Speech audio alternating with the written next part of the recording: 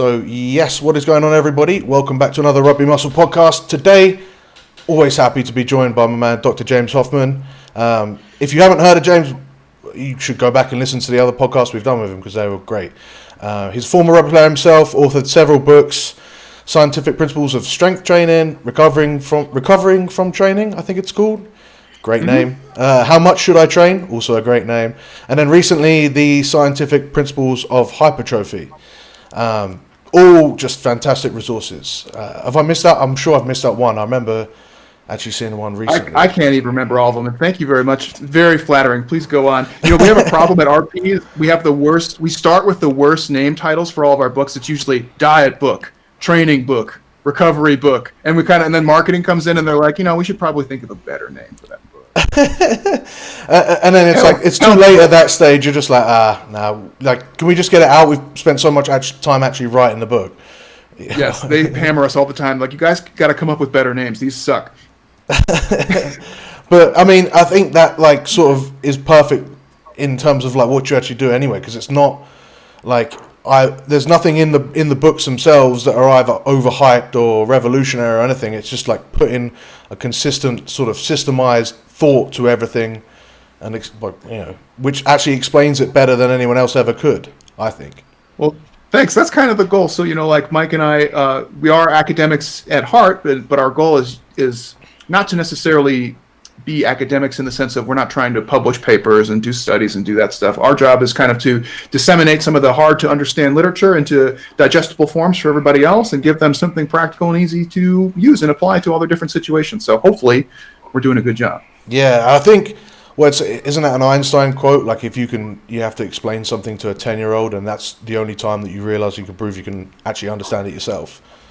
Yeah, yes, exactly. I used to tell my students something very similar when I was teaching. I'd say, if you're having trouble with something, think of how you would explain it to like your mom who knows nothing about exercise science, right? Or exercise physiology. Like, how would you explain this concept to like your grandma who probably doesn't give a shit and doesn't know anything what you're talking about? Work on that. And that's a good practice tool. Yeah, I do the same with when I consult with coaches and that actually coach athletes. I'm like, you can't be telling people about force vector stuff and using all this jargon. I can't think of any jargon off the top of my head, but using all this jargon that people love to use to show how smart they are. Like, you can explain it so simply and have them then understand it and sort of train better. But. Yeah, absolutely. So that's our goal, and hopefully we did an okay job with this new one on the hypertrophy book. Oh, indeed you did. And that's actually kind of where I want to start, because I've read both the Scientific Principles of Strength Training and Hypertrophy Training, and I've noticed that they don't have any example programs at the end. And actually, I love that fact, because it sort of shows that, Principle 1 is specificity. So what's the point of just giving you this sample program? Because I've been guilty of it myself. When I've bought a 400-page book, I just flip to the last 20 pages that are sample programs and just go straight to them and do them. Yes. Yes. So do you want to talk a little bit about like why you didn't do that? Why you just, or was that even a thought to put some sample programs in there? It's always a question. It's something that we feel very passionately about, and we always get a little bit of pushback on it. But I think we come at it from a good place. In that, the first issue is right. Everybody's different. There's no point in writing a sample program for a book, something as complicated as hypertrophy, because what people are generally going to do is just try and copy and paste exactly what you write down, but that doesn't take into account any specificity, any individualization, right? So, I mean, you're basically just mimicking something without putting any real thought or effort into the process, which is what the book is trying to teach you, the process of setting up your own training to meet your goals, not just copying something else. So in the book, we do have a couple like sample progressions, and that's just looking at different exercises, intensities, volumes, and frequencies of how they might progress across like a mesocycle. But we deliberately never give any examples for that explicit reason, in that everybody's a little bit different. Everybody's going to have different wants and needs. Everybody's going to have different responses, different SFRs, etc. So there's really no point in putting a sample program down in that sense. The other problem that we run into is, this is going to sound maybe a little bit conceited on my part, but people tend to take anything that we say and just lock into it and say, why did you do close grip bench on this day followed by, cable triceps. And then on a different day, you did pec flies, but you didn't do any tries. Stuff like just like total nitpicky, weird stuff. People will just latch onto it, and then we get 1,000 questions. So one of the things we like to, Mike actually made a really brilliant Instagram post about this a long time ago, and I'm going to just steal it from him. He uses the example of saying pasta or rice, right? So when you're making carbs for yourself, would you rather have some pasta or some rice? It's virtually the same in terms of like macro micronutrient content. That if you do the macros, it's the same macros. It's the same effect. It's 50 grams of carbs. Which one do you want, pasta or rice? That's the issue, right? We just picked ones that we thought were good because we liked it. It doesn't matter if you choose pasta or rice, right? That's up to you. It has little to no effect, and that's the kind of the problem that we run into when we actually write things down explicitly, where we say, all right, on this day you should always do horizontal push, and people are like, why do you always do flat? It's like, you don't have to do that. You can do whatever you see fit within the boundaries of these principles that we're laying out for you. So that is a reason why we just I think it encourages the kind of the wrong thought process, which is like copy and paste instead of thinking your way through it and trial and error and monitoring things that you do and making changes and auto-regulating along the way. That's what we want. Not just like, oh, here's the program Mike and James did. This is going to be the best one. And it's like, how could it be the best one for anybody? You got a huge spectrum of beginners to advanced. You got people who have different needs, asymmetries, different training age. It's just like, there's no way you can write sample programs to meet everybody's needs. It is so funny that it's kind of like people come at it from a flawed perspective, because when you first go into a gym, you get a program. You don't get really taught why that program is, and then everything sort of then expands upon from there. You don't get a map, you get a place, and then you're told to figure everything out, and you don't see the map ever. You just keep wandering around and I don't know. It's you've absolutely you nailed it, and it's unfortunate because I get so many questions about people thinking that they say, oh, what is better, push pull legs or full body? And I'm like, what do you mean? Like, it's or should I train 3 or 4 days a week? I don't know, or whatever. There's so many different things, and I think too, like you and I have a similar background in that we've been involved in athletics and coaching athletics. And I think in that sense, it's more common to lay out a program where you say, like, this is the stuff that we're doing this week. And even then, I feel kind of reluctant to do that because, like, even in sports, it's like, okay, these teams practice on this day, these teams practice on these other days. How can you write a sample program, right? It's like, it's hard to do that. And in the strength conditioning and sporting world, I feel like it's easier to give sample programs because they just tend to be more constrained by specificity and compared to hypertrophy training, right? So it's like, what do you need to do to be a good rugby player, soccer player, lacrosse player? Well, they tend to overlap quite a bit. There's not going to be a huge spectrum of different, volumes and intensities that you're going to be hitting. So it's a little easier to say, like, okay, you're probably going to have like a push-pull kind of breakdown. If you're doing 4 days a week, it might look like this. That's easier. But with hypertrophy training, it's literally like you are the Bob Ross of your world in this regard. You can just paint that fucking picture however you want it to be, and you can have all the happy little accidents you want. Like that's what hypertrophy is. Yeah, it's funny with hypertrophy training. The amount of times people ask me, like, what do I need to do? And I'm like, whatever. It doesn't matter. Like, it doesn't matter where you start. It matters what you do after that first week. And then you sort of go from there. But I think what does matter for athletes in general is something that gets overlooked so much. And that's starting out with their specificity. So that's like the number one principle you guys refer to, because it is everything. It is why you are training or in the gym to get an effect. And most people don't even recognize that. So how do athletes, especially like rugby players, I guess, that are listening to this, how would they go about figuring out what that specificity is? Like, why are they in the gym? Yeah, absolutely. So there's a really important tool called a needs analysis. And I have been pitching this for a long time, and I have good news in that the book that I'm working on, which really outlines a lot of what this process is finally in the RP pipeline. Nice. My God, it's been like 3 years. So that means it'll be out in about 5 years' time, right? Exactly. I think their tentative release date is going to be probably either late June-ish. Oh, nice.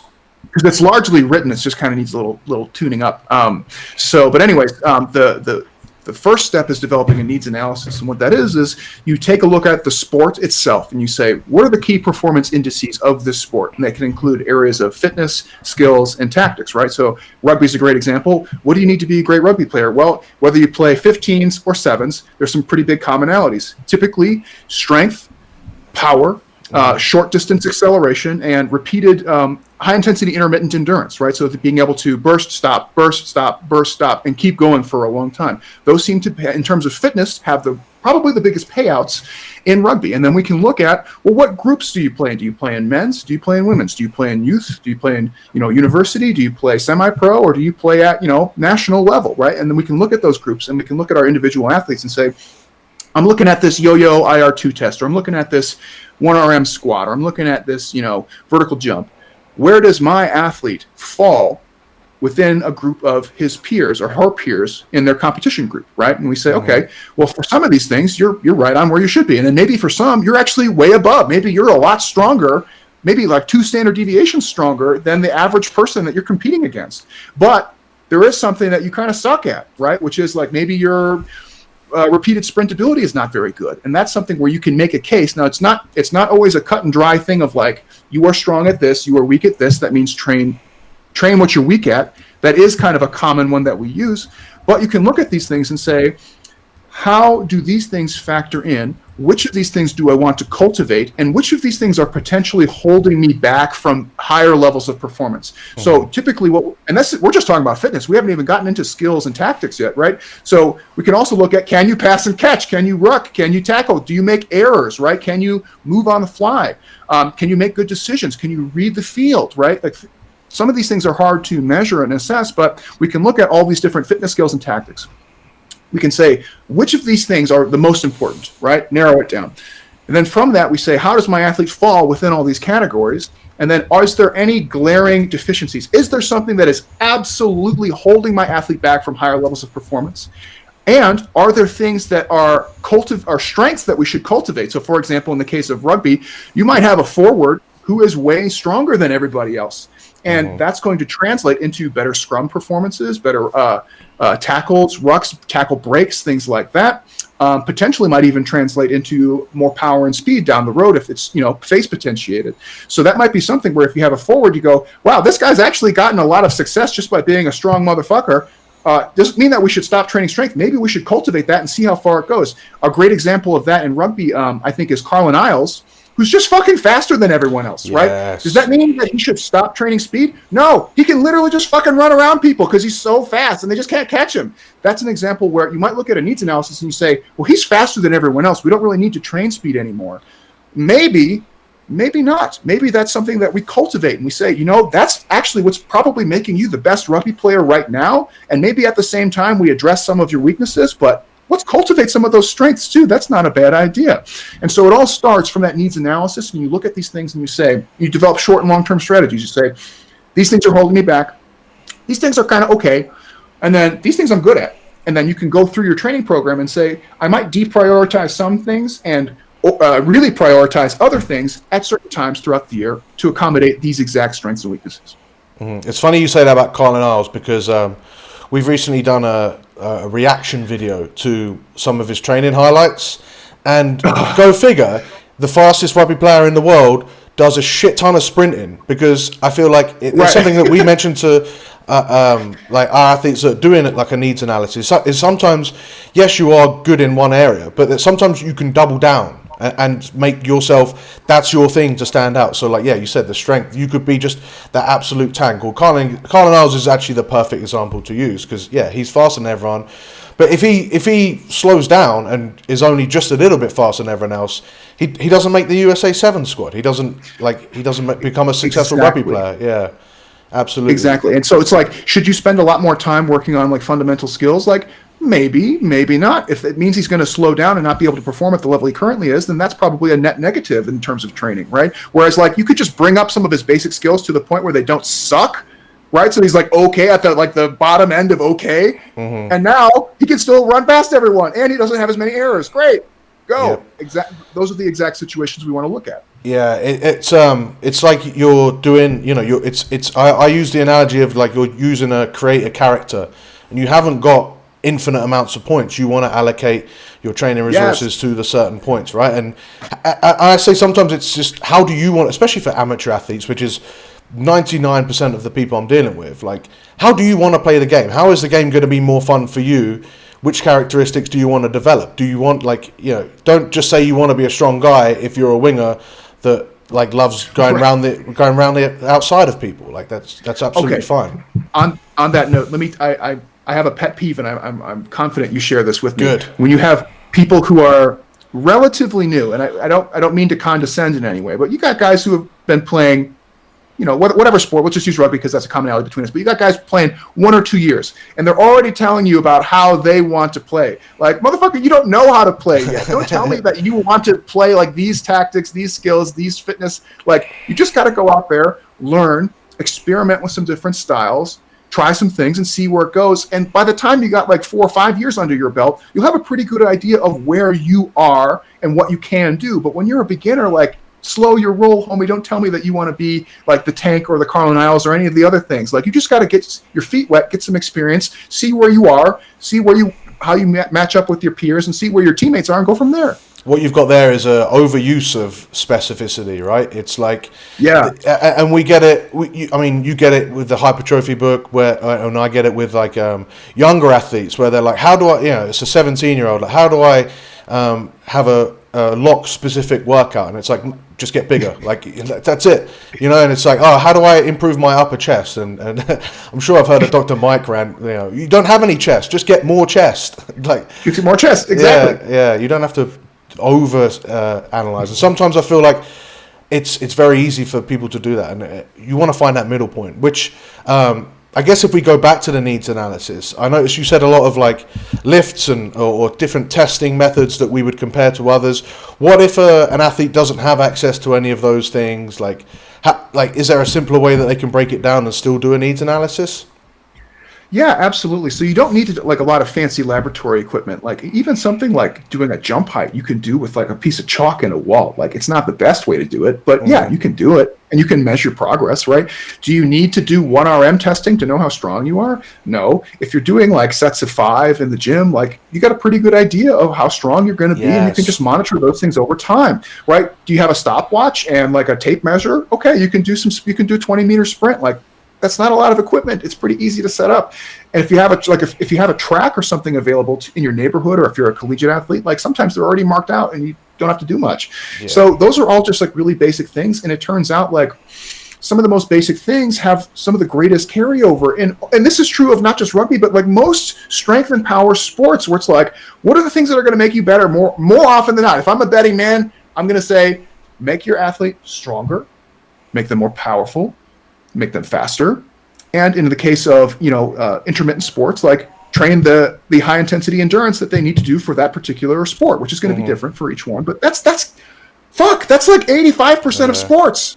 You know what I mean? Then you have kind of like the pure sports. You have like your track and field kind of sports and your endurance sports, which make up the other chunk. But the rest of them are all pretty much that. And then how you get there has some specificity constraints. But I mean, the overlap is significant, right? So that's the beauty of a lot of strength conditioning stuff, where you can make it complicated, sure, but a lot of the fundamental stuff, like what's going to make my athlete better, is stuff that they can do, and they don't need a lot of equipment to do it. If you have a gym, you can do it.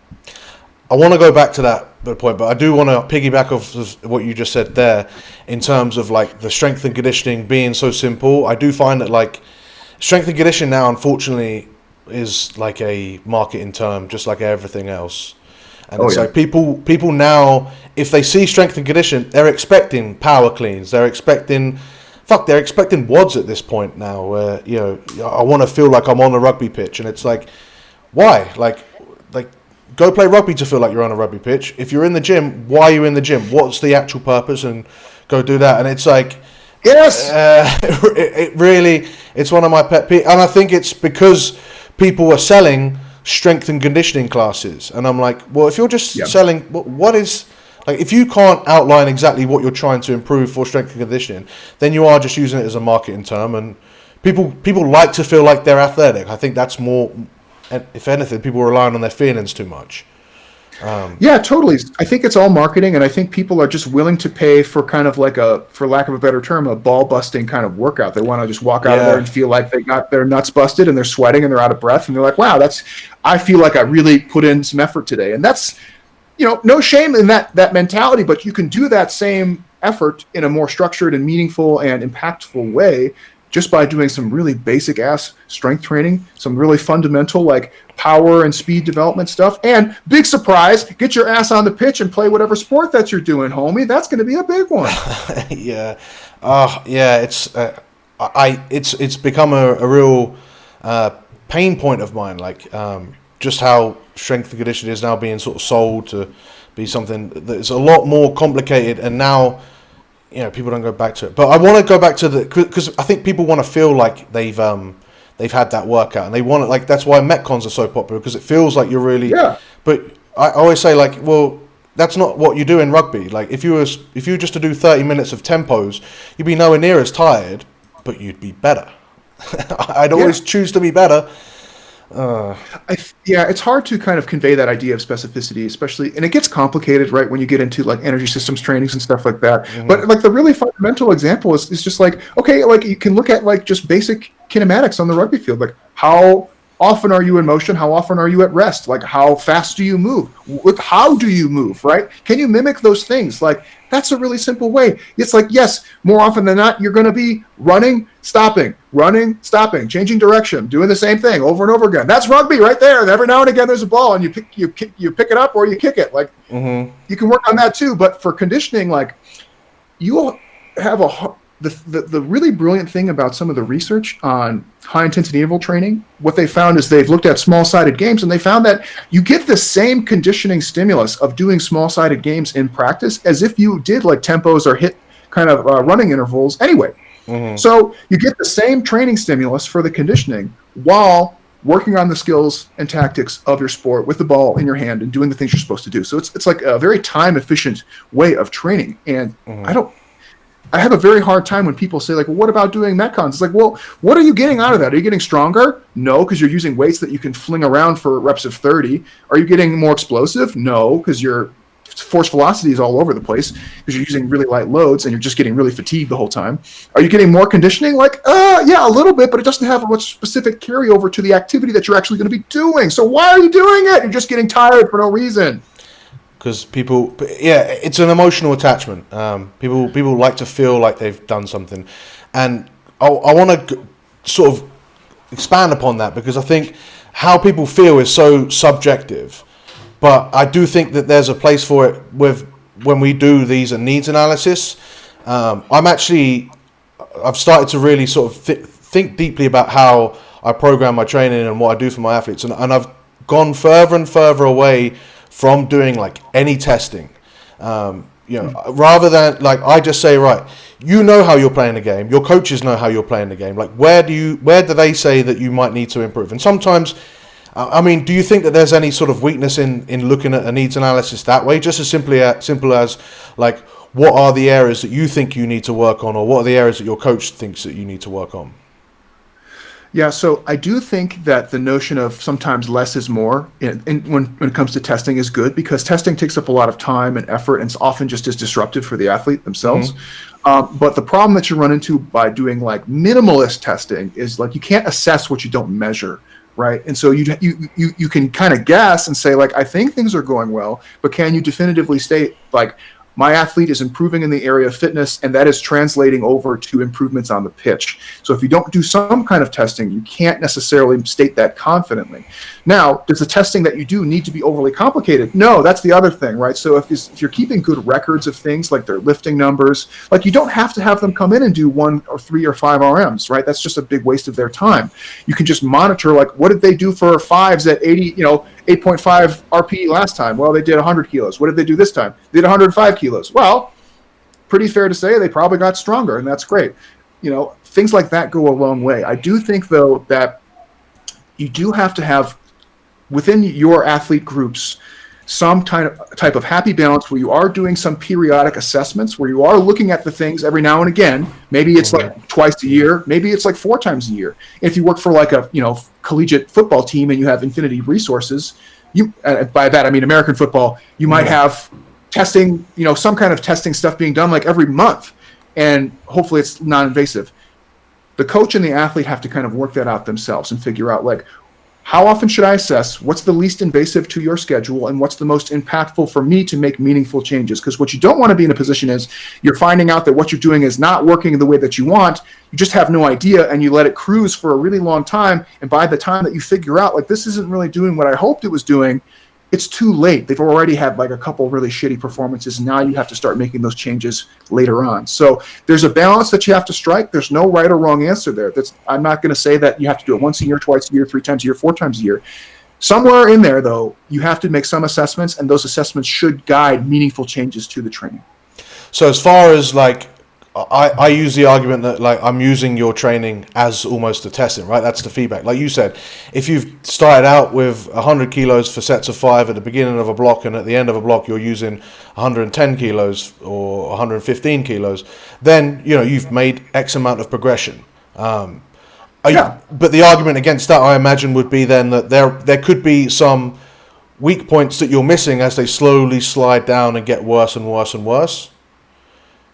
Or it might not. So like strength is kind of an easy one to do in like a non-formal way, right? Whereas other ones might be more complicated, like doing the intermittent endurance, doing like the sprinting, jumping kind of stuff. Those things might be worth doing like a quick, like, okay, we're going to do our warm up for today's session. I'm going to have you take 3 jumps on this, either like a vertec or whatever, and that's it. It's only going to take 10 minutes, and then we'll move on with the training session. Something like that's pretty non-invasive and is pretty useful for monitoring some things. So I do think that it can be kind of fussy. That's the problem that you run into, where it gets like, how much time and fuss do I want to put into this stuff? And what is the payout of doing the fuss and taking the athlete out of just being focused on the training that they're doing? And there's no right or wrong answer there. That's something that people just kind of have to figure out and have a good rapport with each other. I find that with that, it's like, especially with rugby, where you get a lot of rugby seasons that run, 8+ months long. And so, to use the game as a test, yes, games are always going to be completely unpredictable by nature. It's very difficult to judge a game by game. But in general, like, if someone's put on some speed over the course of the 8 months, that should show itself at some point in a game, and you should be able to feel that. Yeah, and so that might be something where you just take it like for a season at a time, where you say like, okay, this season we can look at some of your like average stats and say, okay, you moved this much on average, or you had this many tries or this many whatever's tackle breaks. And if you have, and like a lot of people even have GPS now, so you can look at some of their kinematic stuff and say like, on average, you moved this many meters per game or had this many accelerations. And like, that's an easy one you can just look at once per season. You don't have to look at it every fucking game, because then you're just going to drive yourself mad doing the assessment. So I think that's one where you just kind of look at it on a bigger time scale. You kind of look at some averages and say, like, on average, are they making some small improvements over time? And yeah, okay, boom. Not too bad. Yeah, I think that is what people. I mean, it's what people get. I think a bit messed up too much with their training, is that they look so much for like this, how to perfect their week to week progression, and then they just toss it out after a month or so, and they don't look at their year to year progression. Whereas like if you look back, sometimes like I've had athletes that they're like, I haven't lost as much body fat this week, or my strength, and I'm like. So what I'll do is, like, this is the beauty of me keeping people's training. Like, I've got a log of a year ago, and I'm like, look how much you've improved. Like, it's so easy. Like, and this is now a bad week for you, where you're still doing this. So I think a lot of people don't ever look back over their training. And I guess that was a question I already had lined up for you. Is like, how important do you think reviewing, your training over the short term and over the long term is for athletes, and how much of it do you do yourself? Yeah, so I think I think the same is kind of true for both hypertrophy training people and athletes in general. Like tediously reviewing like week to week performance is just a waste of time. Like, it's good to keep those logs, and it's good to be diligent about just writing them down and saying like, okay, this week my RIR was 2 and I did this many reps at this many weight. That's perfectly fine. And that's just something you write down, and maybe you don't look at again for a very long time, right? Perfect. Same thing with athletes. Like, one of the things that drives me nuts with the week to week performance people is people who really rely on like the velocity tracking systems. I'm like, this is madness. This is madness. You literally have to have like a year's worth of force velocity curves to even know where the athlete should be at any given load or repetition range to know if it's like in a good spot or a bad spot. Like, this is craziness. Don't bother doing that stuff. But I do think, so this is kind of my stance, and take it or leave it. My colleagues and I tend to break down kind of what we call testing and monitoring. And testing is like what you would imagine when athletes come into the lab and they jump on force plates and they do like a treadmill test or a yo-yo test or something like that. And you get like very precise and reliable data. And that is something you do maybe 0 to 2 times a year, right? 2 times being, that's like a lot. Most athletes will do that maybe like once or twice a year. Monitoring is exactly what you're talking about, where you're trying to pull numbers just from the stuff that they're already doing, right? So monitoring is like keeping good workout logs, keeping logs of your performances, like whether it's skill, fitness, tactics data on your actual performances. Like if you can keep some really basic logs, you have a very good idea of where your athlete is trending at any given time, and it doesn't require you to make extra trips to labs, make extra trips for testing, get pumped up and do maximal effort stuff. All you got to do is keep a fucking log of what happened, and you have a pretty good idea of what's going on. So what we tend to recommend is like do testing, very rarely, but you should be monitoring almost all the time, and you should be able to look back at your training logs at any given time and say, okay, like last time I did a strength block, where was I? And then you say, okay, well this time I'm here. Like, great. Last time I did a sprint, like how fast did I do 20 meters? Okay, it was this time. Now I did this time. Okay, great. And I'm pretty close to what I did, or maybe even a little bit better. That stuff is free.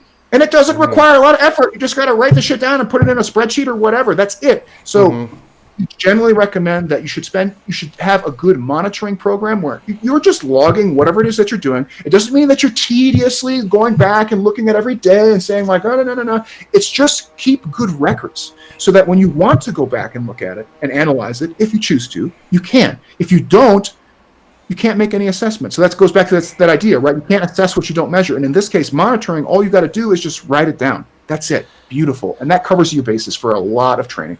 Yeah, I've sort of shoehorned my own narrative in here, I think, because I've gone so far to say I think I've never put it as eloquently as you do. I mean, that's why you wrote so many bloody books, I guess. But like, it is. That's exactly what it is. I'm a huge fan of. I don't see the need for testing once you've got, if you've got a good quality monitoring process. Yeah, maybe every now and again you can run a test. But I think the reason people love to run tests is because they don't do any monitoring. So they never know really week to week if they're getting stronger or if they're getting better or whatever, because they just turn up to a gym and go, right, it's chest day. And then they go from there. I think too, like the testing, it's different when you work kind of in like the public and private sectors. Like when you work for like a university team, the coaching staff and the athletic staff, they have complete control over what those athletes do. And if they don't comply, they're gone, right? So it's like if you actually want to do that stuff, you have the resources to do that stuff relatively easily. Whereas in the private sector, you kind of get a mixed bag of people's motivations to want or comply with doing some of that stuff, or even able to do some of that stuff. And that's where monitoring is brilliant, because you don't need to. And that's kind of, I think that's also what I've come to the conclusion of, is like a lot of programs, a lot of strength and conditioning coaches, like they do the testing because they've got to keep their job, because the actual football coach or the head rugby coach or whatever, it happens a lot of rugby S&C as well, they run a pointless fucking test and then they say, right, you've got to do your strength and conditioning to show that they're all getting better. And it's like, it's just such a waste of, especially if you do a test. And this is the worst that people do, and we'll get back to not moaning about testing in a second, but it's when people do testing at the very beginning of pre-season. And I know clubs are going to go back to, when they come back to training after all this time off, like a year out of training consistently, and they're going to go back to training week 1, and I'm like, oh, so many people are just going to get hurt and waste a week. Like, that's a week of quality training they could have done that they're wasting now by doing testing. Half the time, these coaches don't even retest at any point after that anyway, because they realize they've got to train. They can't sacrifice another week.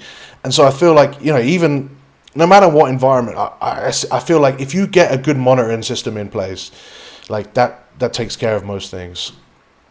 Yeah, and I'm actually on your side here, but just to be devil's advocate, and I don't know how it is in other places, but I know here in the United States, typically when teams don't do well, the first person on the chopping block is the strength conditioning coach. Mm-hmm. So I think they are incentivized in a way to do the testing and do it somewhat regularly, so they can say, "Hey, it's not me. Look at."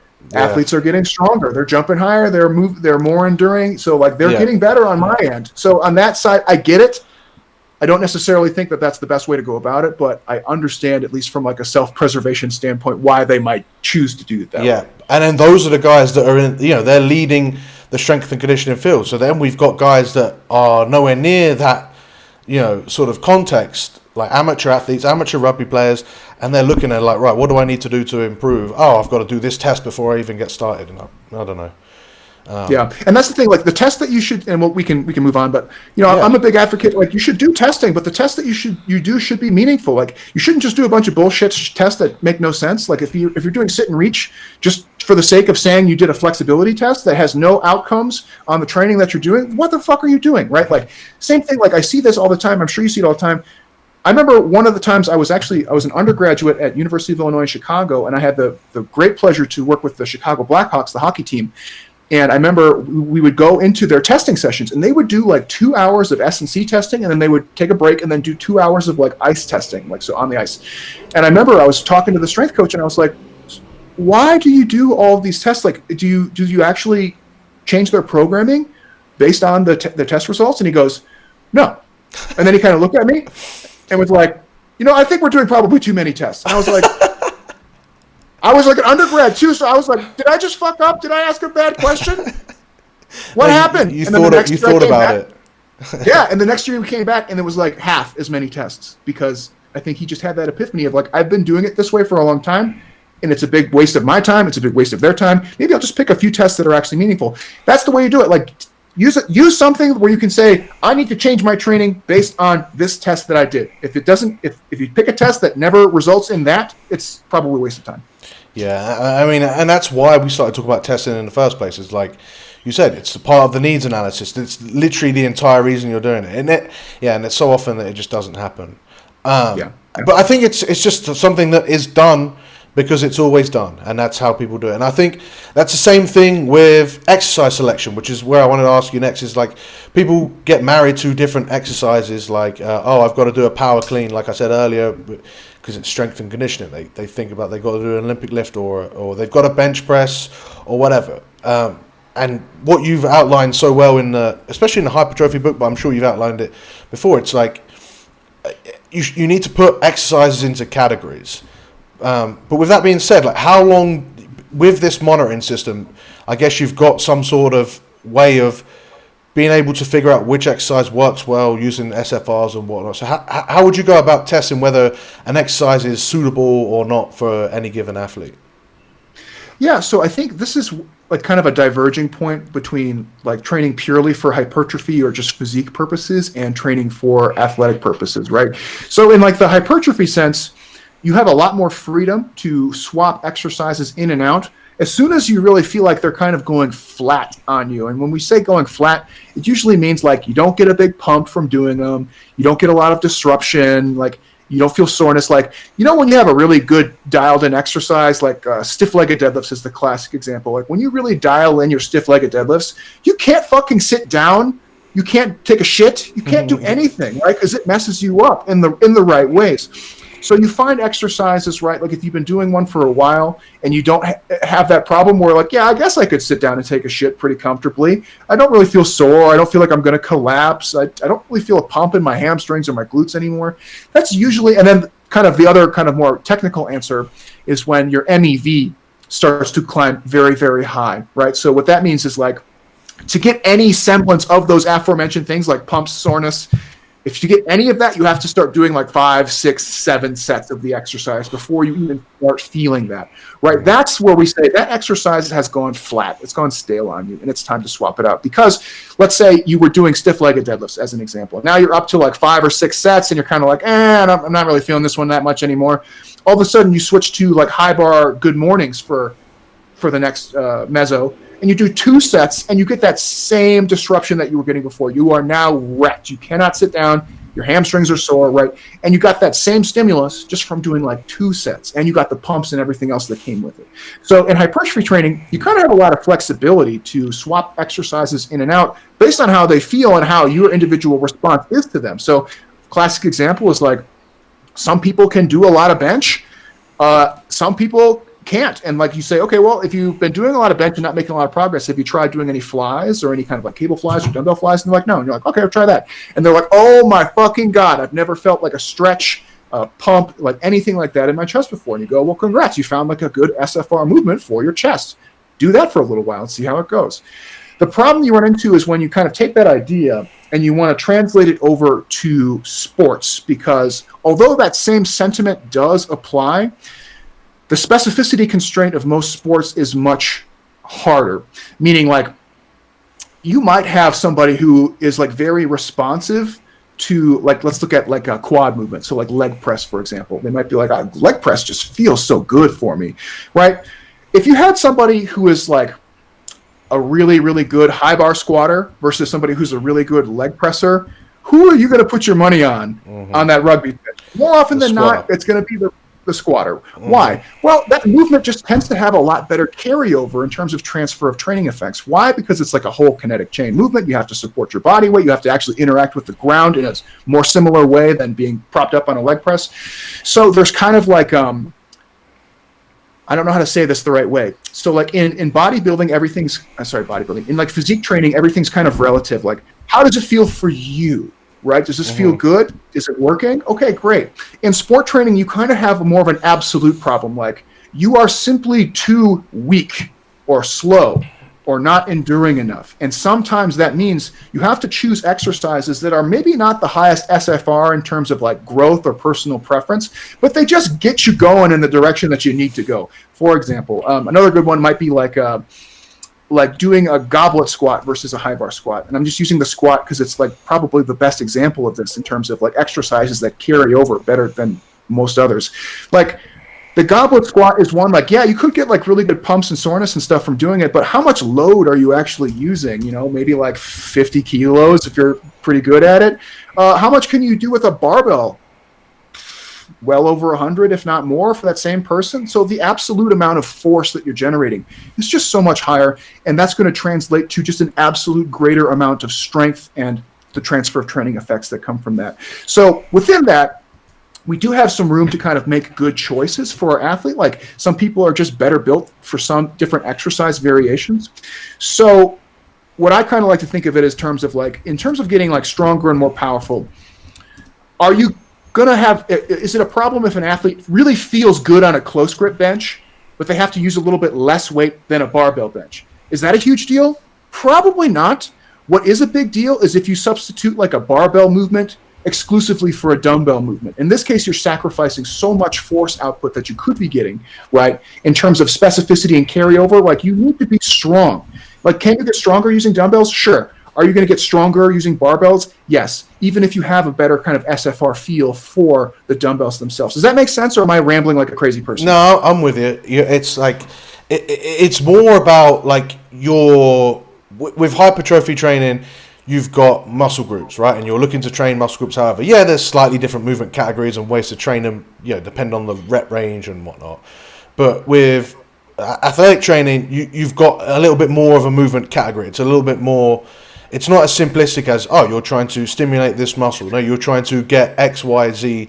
Like you're trying, you know, the benefits are more than just one, right? And you said it perfectly, right? So sport training is movement training, right? That's what you're training. Hypertrophy training is muscle training. You're training the muscles, right? And that's the big difference. So what you're trying to do is improve movements in sport training, which is just a slightly different thing. It's you just come at it from a slightly different angle. Yeah, it's the same. It's a very similar end perspective, but the way you've reached those end perspectives are you've come about them are very different. And that's not to say that there are times within sport training where hypertrophy is the entire goal, you know, and so people sometimes tend to forget about that. And that's where we look at the specificity point, right? It's like people are so quick to throw out leg presses versus squats, but if you're doing sets of 15 to 20, like, you're not doing that with squats without dying.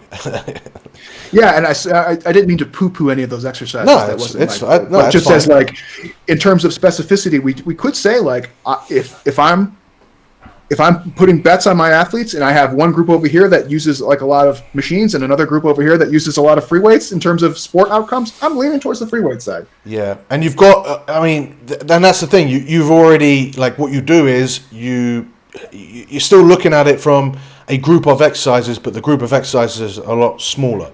I guess from there, that makes me ask, like, how long would you give it before you take someone and you give up on an exercise? You know, say they are doing barbell back squats and they're 6'5", but their other buddy who's also 6'4", like, you know, he reps out sets of 5 like a champion on the squat, whereas this he's fairly new to it. He's struggling with it. He says, "Look, I mean, you told me that, you know, this doesn't have a good SFR for me. Like, well, at what point would you consider switching that out for that person? How long would you give an exercise before, I guess, just giving up on it rather than switching it out?"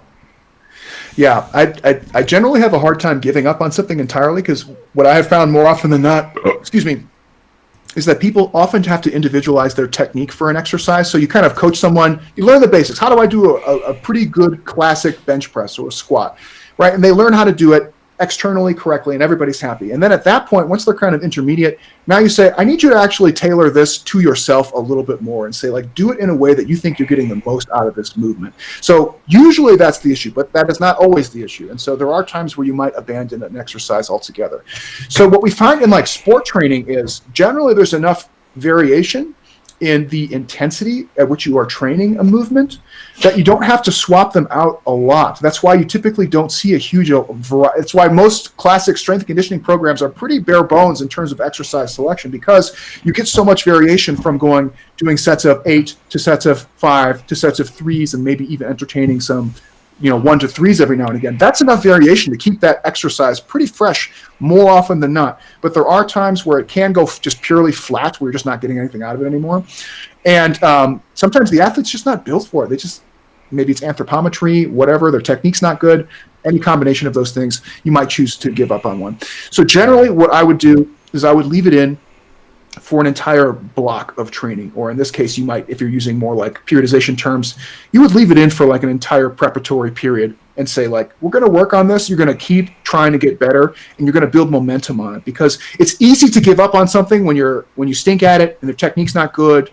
But it's one of those things, like, once you can dial in the movement and you get good at it, you want to get that momentum, especially in the sporting world, because, again, most of the outcomes revolve around generating strength and power. And the way that you get stronger and more powerful is by having some baller fucking technique on your movements and carrying that momentum across different loading spectrums, right? That's how you get really good at some of those things. So I tend to not want to abandon them, but I would give it like an entire block or a preparatory period and say, like, we're going to work on your squats. You're going to have your opportunity to do high reps, moderate reps, and low reps. And by the time, if you say, like, dude, this one sucks for me, it just doesn't work, you can start entertaining some alternatives. And those alternatives should be like just deviations, right? Like, if you had been doing just regular high bar squats, you can try a close stance squat or a front squat, or maybe even, I'm not a big fan of doing low bar squats in sports, but that's one that's out there you could try. I generally wouldn't go that route personally, but that's just me. Same thing with like your pressing variations too. You might have people who really suck at bench press, right? And maybe you try something else. Maybe try an incline bench, try close grip bench. You might find that they're just a little bit better for that individual. But I sound cynical saying this, but I find that in the sporting world, you generally want to carry as much momentum on the movements that you're training as possible. So I would tend not to swap them out unless it was causing them injury. Like, dude, this exercise really is fucking up my elbows or my knees really bad. Can I get a different one? That's a situation where I'd say, yeah, let's swap that out. But if everything's good and they just don't like it, but they're making some progress, keep it in. I think it's also an ego thing. Like, if you're using a back squat as like a perfect example, like, some people shouldn't be doing more than 200 pounds, and that's okay for everyone that knows what they're doing, except for that person, because it's a little shot to the ego because they're looking at other lifters and stuff. And it's funny, I got a few points to piggyback off of. The first one was, like, I sort of had a bit of an epiphany there, where you're talking about how with strength and conditioning, because the phasic nature of the training that we do and it is a lot different to hypertrophy training. So I think that you switch out exercises because you're switching out the objectives of each training block or each mesocycle, and therefore you get that. And it made me think about my training, where recently I did a 12-week hypertrophy sort of run, and I really thought, right, I'm going to take this really slowly. I'm going to progress really slowly, and I'm going to slowly progress and add sets over time. But I'm not going to deload. I'm going to try and see if I can just go 12 weeks without changing it out, because I want to just stick with this program. Yeah, I didn't last. I broke it down. I had to break it down, because I'm just like, if anything, it just got stale, because the nature of my training has always been, every 4 to 6 weeks I'm switching it out anyway. And I think that's just sort of like the way I've always seen training, is like you have a real good 6-week run at like really progressing on an exercise, and then you switch it out. And even as I took my progression slowly, I'm like, I still got to switch these exercises out, even if I was keeping the rep ranges somewhat similar. But for the most part, you cover your exercise variation, because if you're applying actual periodization to your training. And the other one I was thinking about is, you said about I don't even think about high bar or low bar unless I'm talking to powerlifters, where it's a difference. Like, I just say, put the bar on your back, get some tension, and squat. So people love to use the low bar because it's for many people it's the stronger variation. But God, the cost of like your shoulders and elbows and everything else in your back, it just fucks you up so bad, then you can't do other stuff. I try to avoid it as much as possible. But I agree. I don't mind putting the bar fairly low on your back, but you still squat it like it's a high bar squat. Like, I think it's another one of those things where people love to overthink it. I don't know, but I guess that's you sort of outline exactly why you would keep exercise in. I think it's something I've seen with training as well. It's like, with this lockdown, I've said to people, this is a good time to just practice squatting without any weight. Like, when have you ever had the pressure, or had the pressure taken off of you before, where you don't have to worry about adding weight to the bar, or putting a weight, or even having a bar on you? You can actually just eat. Every rep you can do can be trying to get a better squat, and then when you get back to the gym, that would pay dividends. I think so many athletes are so fast to try and think that they're working strength that they forget that they're working movement, and I've seen so many athletes that just move poorly, and I think, at what point do you address movement versus the specificity of strength, hypertrophy, or power, or whatnot? I'm a bit of a stickler on this, so you take or leave my position, but movement is like usually the first thing. I usually work on technique, never progress in load volume until that so I call it like an 85% rule. If the technique is like what I would consider to be 85% acceptable or better, we're good to go. We are training. Mm-hmm. Once we drop below what I would call like an 85% quality mark, that's when we have to backtrack a little bit and say, either we're reducing the load in terms of trying to improve technique, or we're going to backtrack a little bit for the next week, and we're going to start at a lighter load and make sure that technique's crisp. But I usually don't like to find myself in that position, because I like to make sure that technique is dialed in. And when I say technique, this is something kind of, I don't know, somewhat contentious, right? So the notion that there is no perfect technique for everybody is true, right? There are some external cues that we can all generally agree on, which would, cause us to say, like, this is a good looking high bar squat, this is a good looking bench press, this is a good looking deadlift, right? Most of it's around like posturing, basic movement of the joints, things like that. Within that, once that is locked down in I know that I have an athlete and I say, you're going to go do deadlifts, and I don't have to worry about them doing a poop dog, right? Mm-hmm. We're good to go. Then within that, once they kind of get intermediate at that intermediate training stage, then we say, kind of individualize this technique a little bit to yourself. So I might ask you to start with your butt way down, almost like a squat kind of setup in a deadlift. And that's how I'm going to teach you how to do it. But then at some point, you might say, it's actually a little bit better. I get more out of this movement if I raise my butt up a little bit higher from the starting position that we had been training for a long time. Can I work on that a little bit? Yes, that's fine, as long as it's not breaking any of the major external constraints. So, we're talking about, when do you decide movement training or periodization? Yeah, movement training always comes first. And in fact, and this is, again, take it or leave it. This is one of the reasons why I don't typically program a lot of the Olympic lifts or their variations, because the amount of movement training required to get somebody going on that is a lot. It's a big investment in terms of the tech requirements. And you could make a strong case in saying, like, can they get pretty much a similar stimulus from doing something like a jump or a loaded jump or like a jump shrug kind of thing?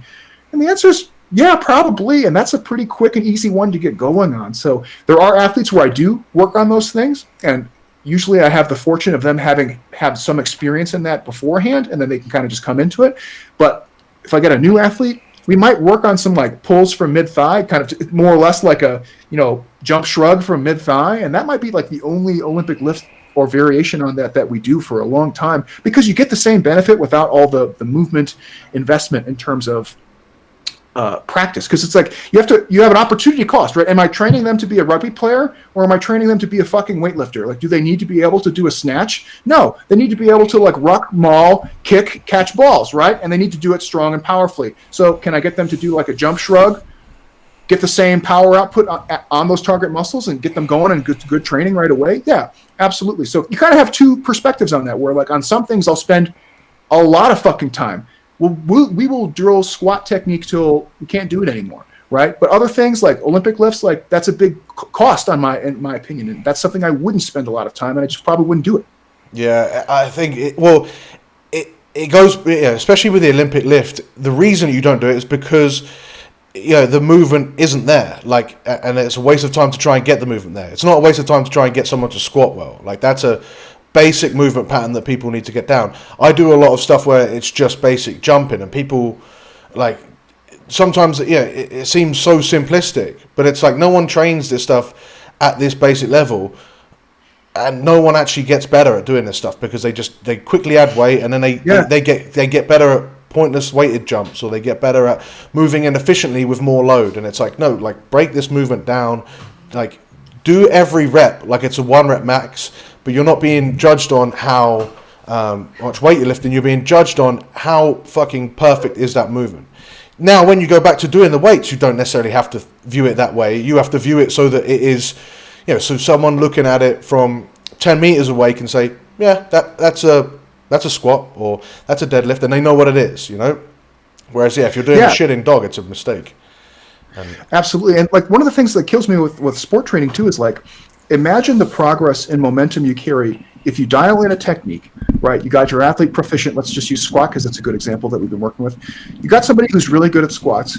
You can take them through their entire fucking preparatory period and into their sporting period, where you say, okay, we're doing, we're starting our GPP stuff. We're doing squats at like 8-ish, plus or minus 8 reps for kind of work capacity hypertrophy.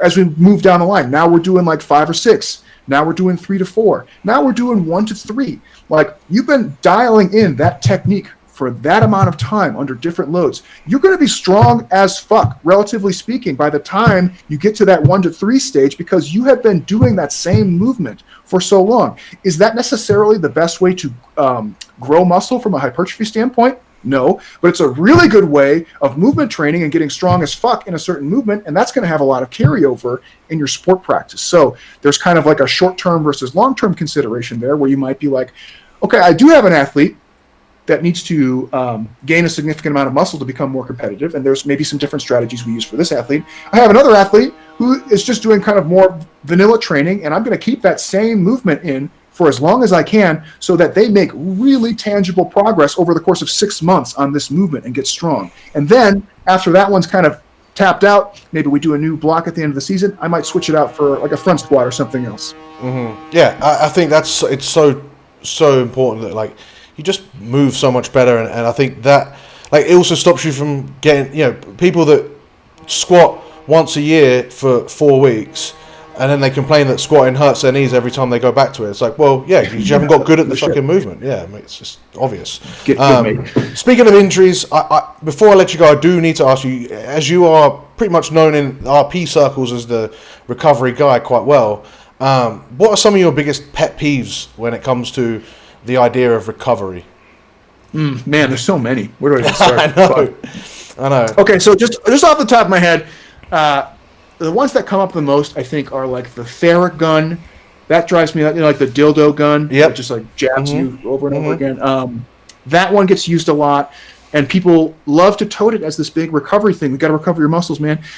It just makes you feel like a little bit better, but it doesn't do anything. That one drives me absolutely bonkers. There is actually a good use for that. It's just not what people think it is. That's the funny part. Ice baths. Proprioceptive thing for the gun. It can be. The biggest use for like those kind of things is actually just eliciting like a very short term flexibility mobility effect, which is really fun. So so you can hit somebody on the hamstrings for like 5 minutes, and then they can just hit like a greater range of motion in like a hip hinge movement for we did it in my rugby days with a car buffer. Oh yeah, there you go. Yeah. So vibration also does the same thing, which is really funny. So if you have like a vibration platform, you can do the same effect actually. So that's what it's used for. That has a potential training use. It's just not good for recovery. It doesn't do anything for recovery. It just makes you feel like a little bit better, I guess. It's a marketing thing again, I guess, right? Marketing ruins everything. Yeah. Use this thing, right? The ice baths one drives me nuts for people just constantly in and out of the ice bath, thinking that it's... As time goes on, ice is getting like less and less efficacy for recovery. Like it's getting worse and worse and worse. Like first it was like, you can use this and it's great. Then it's like, oh, this you can use this, but it might actually impede what you're trying to do. And now it's like, we don't even know if this does anything. Yeah, I think there's like a distinct time to use the ice, and that's like when you are in season, or you have multiple competitions in a short amount of time, and you got pain that you're dealing with, and you need to reduce the pain so that you can play at a high level. But pain, not just fatigue, right? It has to be something not fatigue. Not fatigue. Yep. Yeah. So that's a good one. The drinks and stuff where it's like, check out this recovery drink, and you look at the food label, it has like 0 calories. You're like, how could this do anything? Yes. What is this? Yeah. No carbs, no protein, no calories, no nothing. Stupid. The one this isn't so much a pet peeve, but like one that's been coming up lately is the infrared therapy. And that's one I don't really have a strong opinion on. I know a little bit about it. It seems to be used therapeutically, like meaning like when people have like injuries, they're otherwise debilitated. I don't think that there's a strong use for that in like just kind of S&C and fitness kind of stuff. I think it's probably better use for when people can't move, as like they're injured or they have some kind of physical limitation where they can't move around. Whereas like if you can move around, doing the more traditional things like taking your light sessions and stuff like that's probably a much better way to go. I want to reframe the question a little bit different now. I'm like, just more intrigued that you are the recovery guy, but why are people so interested in recovery? Because we've already sort of discussed here, it's a marketing thing more than anything else. But why is it a marketing thing? How has that become a goal that people seek? If that makes sense. Yeah, I'm going to sound very cunty right now, but I think it's one of those things where it's marketed in such a way that it seems to be kind of like a life hack, where people think like, if you do this, you can circumvent a lot of the bullshit that you don't want to do, right? Which is really not what it does at all. So it's like, get this Theragun, use this massage technique, go in the ice bath, and you'll have these great gains. No, you won't have great gains, right? You get great gains from great training and great lifestyle and behaviors and great nutrition. Those will get you great gains, right? Adding these other things might potentially help you get there a little bit, but it's not gonna circumvent doing the necessary evils, right? Like that's the problem. Yeah, I guess it's like supplements. It's like, take this supplement. What's your diet like? Oh, it doesn't matter. It's like, do this recovery thing. Right. Oh, how many hours do you sleep in? 5. Like, throw it out the window. Throw it in the fucking bin. That's the thing. Like, people drive me nuts with that kind of stuff, and I don't blame them because it's always marketed in such a way where it's like, have you been having shitty gains? Yeah, take this thing for mega dick gains, and you're like, okay, that sounds great. But it's always something stupid and just kitschy, and like at the end of the day, you can't get around doing the basic stuff and doing the basic stuff well. And that's just something I wish I could just tell everybody. And that applies to almost everything in life, but particularly in the training and recovery realm, where it's like, what you got to do. If you got to get stronger, there's one path to getting stronger, and that's getting under some heavy load, right? Like, that's it. And then after that, you manage your nutrition, you manage your lifestyle, and you go from there. There's nothing that gets around those fundamental things. And kind of like what we've already spoken about quite a lot here is like it's systematizing your training. Like the problem I see a lot is like, oh, they're looking to recover, and it's like, well, if you like recover from what? Yeah, what did you do? Put your training load down first. Like there's no recovery can't be a goal unless you've got the other specific goals that have put recovery to be there. Like, in which case you've got to take out the other stuff. Like, that would be the most obvious thing is figure out your training first. Like, if you can't tell me what you did for your training on Monday, then don't even think about doing anything else for recovery. There's no point. So you're doing the steel man argument. I'm doing the straw man. Usually I get people who are like, I need more recovery. I'm like, oh yeah, what's your training look like? They're like, I train 3 times a week. I'm like, get the fuck out of here. You don't need recovery. You need training. Yeah. You're not training. Get out of here. It's totally true, but there's a reason for it. It's like, again, I mean, it was one of the first questions we spoke about here. It's like, doing this needs analysis is something that I'd say 90% of even the people that have gone out of their way to seek out to listen to the Rugby Muscle podcast still don't do, because it's a bit of a ball ache. But unfortunately, there's no hack around them. Yeah.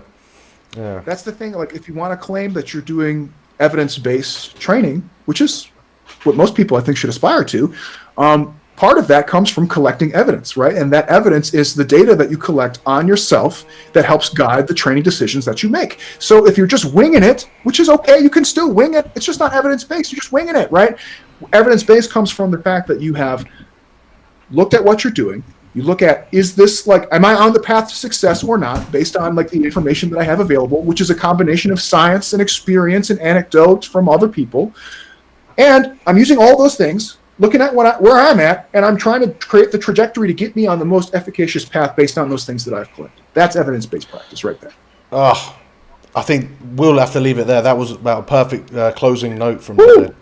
A strong note. Yes. Yeah, absolutely. I will obviously link the Hypertrophy book and all your other books down below. I don't think you want people to follow you on Instagram, do you yet? You are welcome to follow me on Instagram. It's mostly just go. Pictures of like me and my cats and my dogs and just doing Montana nonsense. A good place if you are interested in any of my wacky nonsense is the RP Weekly Webinar on YouTube. So if you just type in Renaissance Periodization on YouTube, you can just subscribe, and Mike and I do a webinar every week where we answer top 10 questions. Awesome. I'll link that in also below. Thank you so much. Thank you guys so much for listening. Thank you, James, for coming on. We'll see you guys in the next one.